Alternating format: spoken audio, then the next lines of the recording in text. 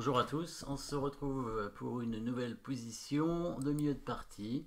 Ici le trait est pour les blancs. Les blancs qui ont déjà sacrifié une pièce pour une attaque. On voit clairement l'ouverture de la colonne à côté du roi ici qui va leur permettre de créer une attaque.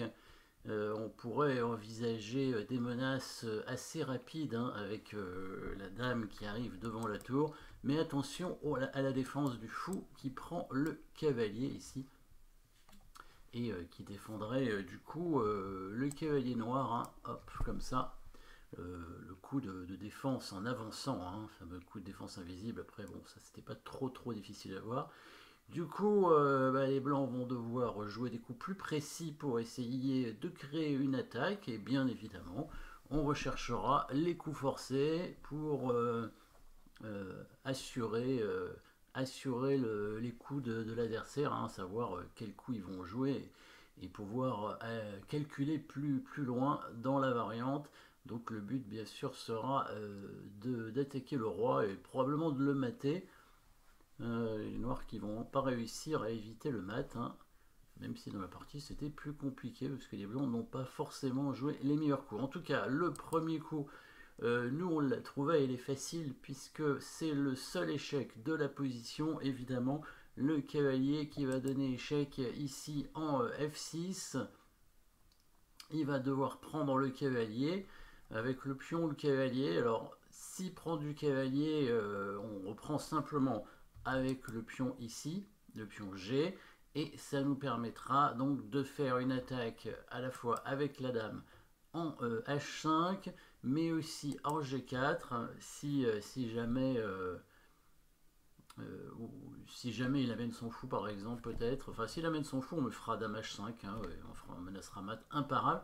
S'il pousse le pion G6, on ne pourra pas faire dame H5, mais on pourra, s'il prend du cavalier, voilà, on pourra tout simplement venir menacer mat avec la dame sur la case H6 et ce sera imparable. Avec le coup dame D2, il ne peut pas éviter l'arrivée de la dame en H6 et le mat en H8 qui va suivre assez rapidement. Donc s'il prend du cavalier, évidemment c'est perdu. Il va devoir bien sûr prendre avec le pion ici. Il va prendre avec le pion et il va garder son cavalier, il va garder son fou pour la défense. Maintenant, qu'est-ce qu'on va faire après ce dégagement d'espace, ce cavalier qui s'en va pour dégager l'espace, peut-être la diagonale du fou, l'espace du roi aussi. Et maintenant, du coup, plus d'échecs dans cette position. Menace de mat, dame H5 devrait menacer mat, mais il y a toujours ce coup de fou qui arrive. Alors on pourrait mettre la dame en D3 bien sûr, mais ce serait moins efficace. Le cavalier pourrait bouger, peut-être en prenant le pion, avec l'idée de ramener le fou quand même en E4 après.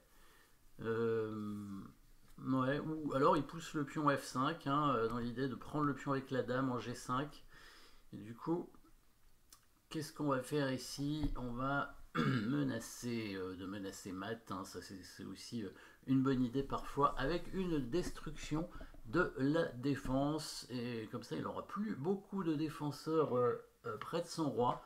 On prend ce cavalier avec la tour, oui, parce que s'il reprend avec le roi, il se fait mater avec la dame qui arrive en H5, et ensuite le pion qui prend. Il suffit d'une dame et d'un pion pour mater, il suffit de pas grand chose. Ici on voit la chaîne de pions très forte et inattaquable, on peut pas la détruire, et du coup le mat en G7, comme la case ne peut pas être contrôlée par les pièces noires, case en G7 permettra de mater pour les blancs. On voit les pièces blanches, les pièces noires, tour et cavalier ici qui sont bloquées complètement. Même la dame, elle est bloquée, elle ne sert à rien ici.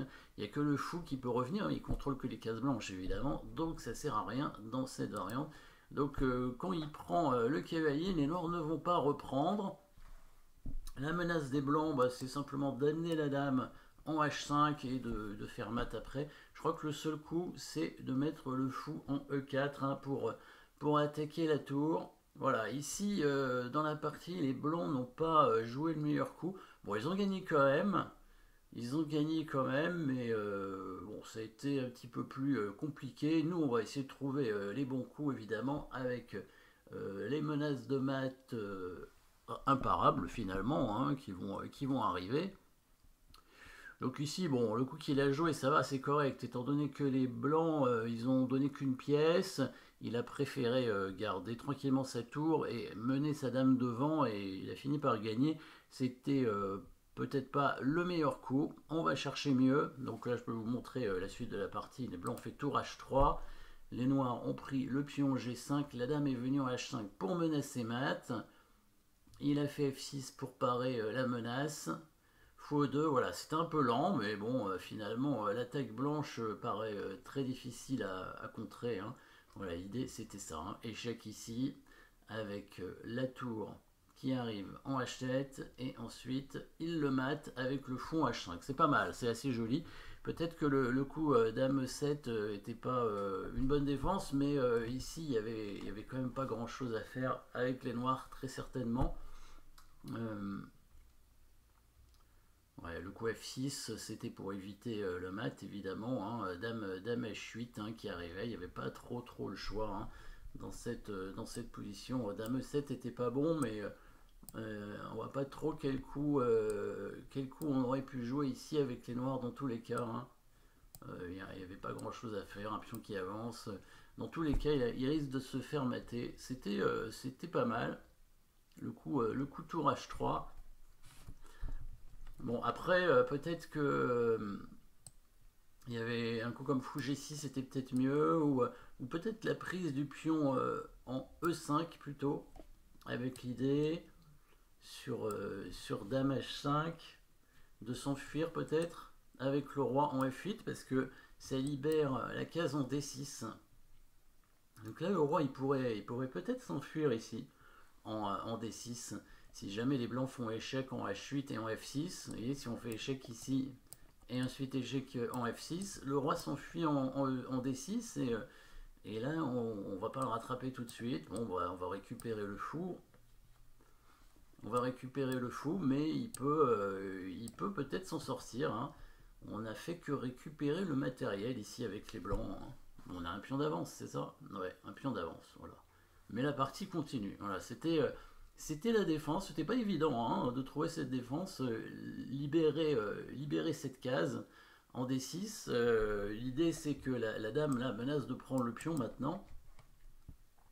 Donc il faut faire dame H5. Et ici, si on prend le pion en E5, bah, le roi va partir et il n'y a pas d'échec. Donc la tour va avoir le temps de revenir. Ou alors il va avancer son pion pour libérer encore une case. Donc la suite est un peu forcée, hein, si les noirs prennent le pion de 5, donc c'était quand même un peu mieux. Alors x4, on va trouver le meilleur coup avec la menace de mat. Bon, il y a un échec, des échecs de tour.